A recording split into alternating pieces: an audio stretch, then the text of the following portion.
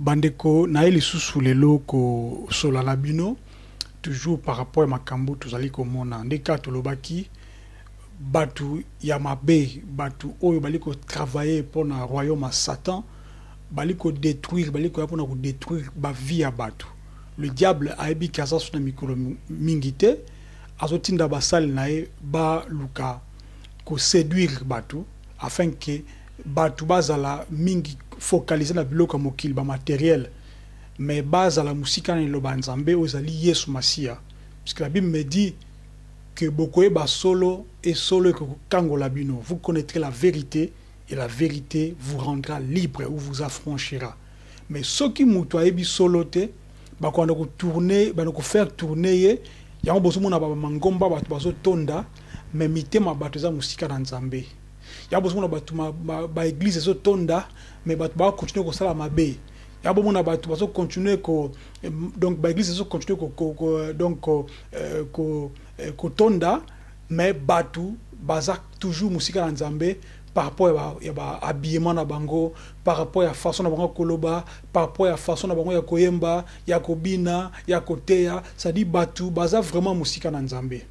De l'autre côté, sous koloba tant habito ye nazanga mokote mais nalina mapinga Yesu Masia o yaliko linga biso yaliko zinga biso puisque la Bible me dit que l'ange de l'Éternel campe tout autour de ceux qui le craignent et il les délivre aliko donc na mabe nyons tout to na danger nyons tout de loko kobanga ezalité bande ko balanda biso mbala sima trobali kamba faux bishop wana le loto zo bali kamba faux prophète ndeka na lobaki nazotanga kombote po nazobanga bango non natanga kombote puisque na lingite kombo na ngebi madam mu kombo na yebi mana munoko nanga mais boko na titre likolo boko mona ba image to sala ngo pourquoi to sala yango pona to dépeuple quand ya munguna azana kati na biso déjà église ya nkolo entre guillemets eza déjà envahi mais bana nzambe soki bo fongola misute boko mona nzambe te boko kota lola te bana nzambe soki bozo fongola misute boko kende lifelo mikolo oyo Yesu to ba signe o Yesu alobaki et c'est kokisami presque nyons tout alors ezo tikalaka que non trompette wana est sonné po bato bakufa ki na Yesu Masia bazala transformer o bazali ou plutôt ba c'est quoi balata nzoto asika et puis ba o bazali na mokili leti biso to za la transformer po to kende nzela to kende donc ensemble na Yesu Masia yango est très important makambo na zoloba to sala ba émission miso na français miso na lingala mais cette fois-ci nzambe atenga à cœur na le blabinos pour le lingala ezala ba congolais ezala ba angolais ezala c'est pas donc ba Congo ya Brazzaville ba to ba lo ba lingala ba message oyo bo faire passer ngona bande kona bino o bazana Afrique puisque tu ebike makabu mingi zota na Afrique oyo tozoloba bien sûr ba pasteur a poto mingi bazape na kati ya makambwango mais siko bali na pouvoir mokote puisque bato bazana poto ba création bazana poto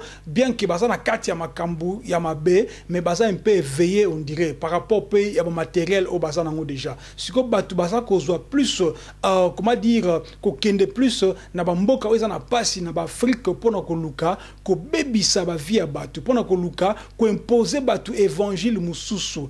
Paul a dit na Galatike, ce n'est pas que évangile mususu ezali, ce n'est pas ça évangile mususu ezali te obaltoli côté abino, mais batu mingi bazo renverser évangile ya Christ. Yango muto tozolo ba lelo, ye azape moko ya ba faux prophète, na lobi bien, ba faux prophète o bazali na kati ya Congo na Kinshasa, ye aza moko na ba faux prophète. Yango après avoir kota la émission oyo, soko ebi kozana ndeko na Kinshasa, azako fréquenter milieu ya mutu wana o mi bengi prophète soi-disant yebisa ndeko na yo abima na kati ya makambu wana but oyo bako luka baye bako luka histoire wana ndinga mulai bako zwa bako tala vraiment na lingaki que ba message oyo ezala toujours mukuse likambo za nini eza que mutu wana azako se dire kaza d'abord prophète côté Moussa Komazali apôtre bon na habité d'abord est-ce qu'il y a un prophète par rapport à ministère na habité un prophète par rapport à don prophétique na habité azali apôtre par rapport à appel na habité mais dis-moi aza komi benga moko prophète moko apôtre kaka ye moko te ba travailler na mwasi na ye bozo na ba image zo le kawana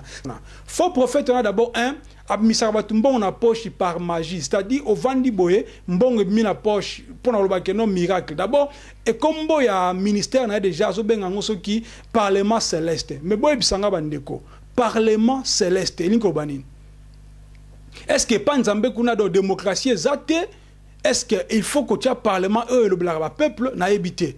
Ça dit ba combo ya ba mouvement na bango le ba combo ba orchestre ya mokili pour quoi tirer bateau be combo ba club ndeti ba comment on appelle ça ba équipe ya balle pour quoi tirer bateau bandeko il faut bosala keba munguna aza déjà coopérer na kati ya ba ensemble. Pourquoi est-ce que toujours makambo oyo mutu oyo ami bengi prophète ou bien ami bengi apôtre mais azo sala makambo ezali na kati ya makomite biso toko ya toko telemela ye toko dénoncer ye selon Ephésiens 5. Pourquoi? Puisque toki jamais kotika la susu kimia kotika la bandeko belé puis tala batu boni oyo azo mema na sima na ye makambo azo sala temeze belé na zo batena bande la place dini na pe mnoka exemple muke. Comment est-ce que yo kozwa Bible moko boyozi Bible ponction na kati ya mutoki na yo après ozu yango ozo teka yango na batu pona loba ke non ba comment dire message nyons tout epesa na kati ya Bible oyo ko salema na kati ya vie na yo j'allais dire ça dit et comme le gars dit que yo o komi na vraiment na ocha séquence wana po boyo ka mambo oyo moka lobi na munoko na ye. L'ensemble la pona 4 Bibles. Je voudrais prier pour 4 Bibles. Bible oyo la likolo ya mutuna. Ces Bibles vont coucher chez toi dans la tête. Nani pona cause oyo entre le na mercredi akosala semence ya $1000. Qui va donner une semence de $1000 pour cette cause. Nzambe ya Mugisha. Le Dieu de Mugisha. Okufate. Tu n'es jamais mort. Oza vivant. Tu es vivant. 4 Bibles. Je tiens ces 4 Bibles. Je voudrais marcher dans tout Kinshasa. Prêcher l'évangile. Seigneur, tu m'as dit que toute personne qui va s'intervenir avec nous, tout ce qu'il cherchait, il le verra. Fire, fire, fire. Tellement flou. Bandeko bana Kinshasa, bandeko bana Kinshasa, bosala keba.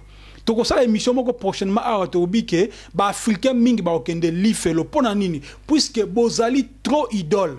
Trop idolâtre, bali trop idolâtre. Ce qui mutu azuka ka ampleur muke bino nyoso boko mo ko kanga makuna bo kende kuna. Azala mutu alokuta, azala magicien. Mais tanga wasa makabino bozo kasama bozo sala les solo. Bande ko bokeba. Majabata kabokotika. Na lingina so batu 4 personnes. J'ai besoin de 4 personnes, c'est très sérieux. Tu vas prendre cette Bible. Quand tu vas prier, tu mets sous ta tête.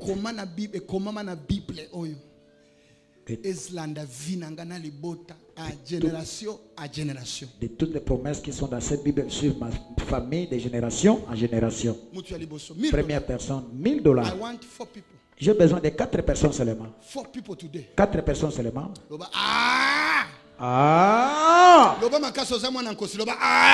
Mutu oyo azuteka ba Bible na misu na bino ko pangisa na mutoki ke ezali marmiyo sezana kati ya Bible ko salema na kati ya bomo na bino so bosombi Bible wana mais wana évangile l'union.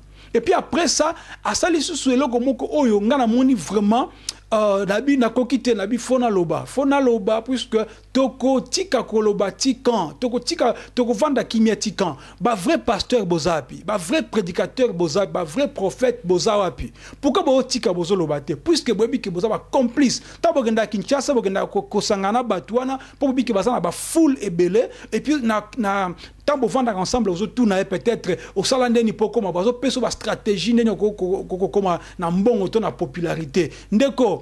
À quoi sert à un homme de gagner toutes les richesses du monde si il perdait son âme?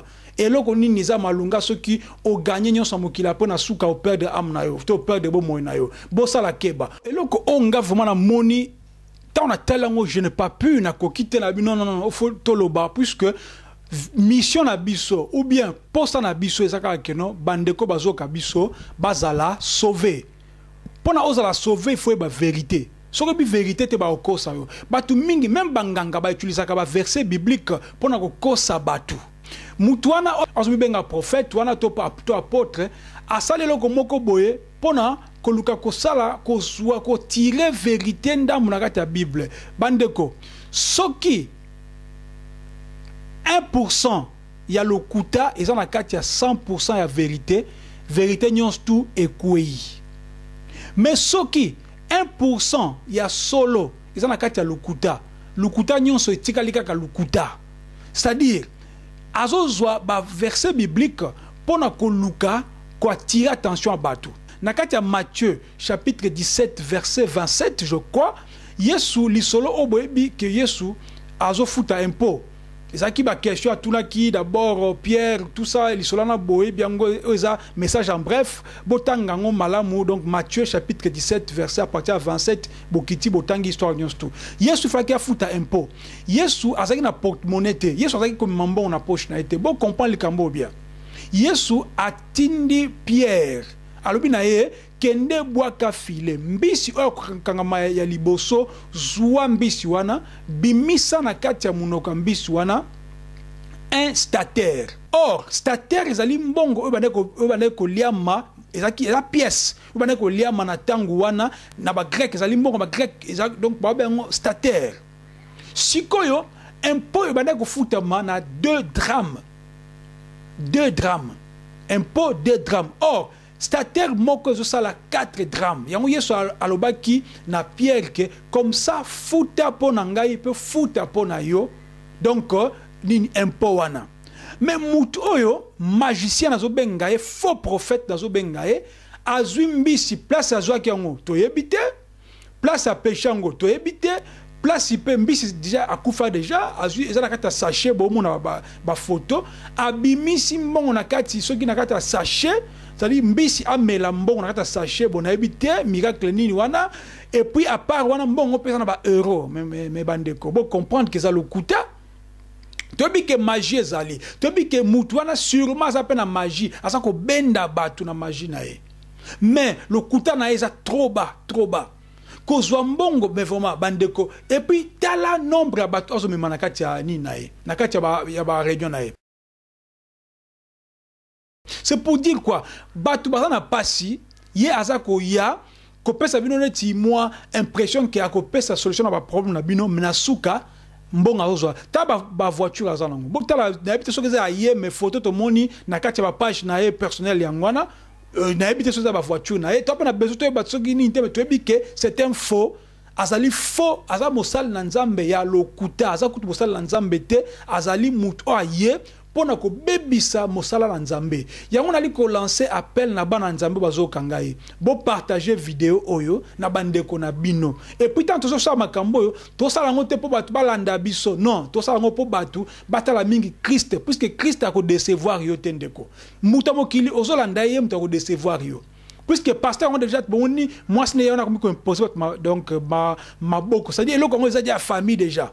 Moi, si je suis kiti ya chef, yé pe kiti ya chef, bon na kati ya pays oza na pauvreté batu baza maladie. Ceux qui osala ka miracle misambongo. Mais pourquoi te ka so ba Bible batu bazo susu ba pesa yo mbongo po ba somba Bible, bazo za Bible o pangi na muto qui soit disant que makambo o eza na kati ya Bible ko kokisa na kati ya vie na bango. Ce sont des menteurs, ce sont des gens qui travaillent vraiment pour la destruction à œuvre. Yango chaque fois ceux qui te moni mabe to ko zonga to ko loba yango.